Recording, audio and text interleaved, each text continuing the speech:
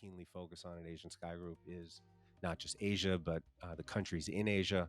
And we've recently published and done a podcast on India and really focusing on what's going on there in the helicopter market. Unlike the rest of Asia, India has actually been the one country where the helicopter sector hasn't really grown over the last few years. But one of the bright spots is Blade and what you're doing. It's certainly drawn a lot of attention and a lot of notice. So if you can talk about it, I guess we really wanted to sort of get your sort of perspective on, why India and how you got started there. Sure. Happy to give you some context. First and foremost, anytime you're in a new market, particularly internationally, you have to have fantastic local partners on the ground. And so we're very blessed to have partnered with Hunch Ventures because they already know our customer in India. They're invested in Quintessentially, they're invested in Good Times, they have a number of co-working spaces.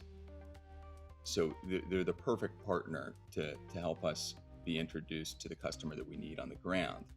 When we think about it from a desktop work perspective and figuring out what fundamentally makes a great market, India checks all the boxes.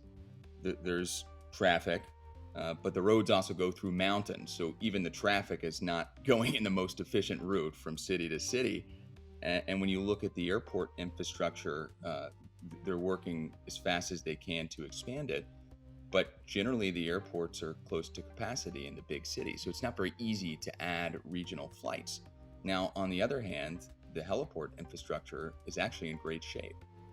There's plenty of helicopters to do what we want to do in India.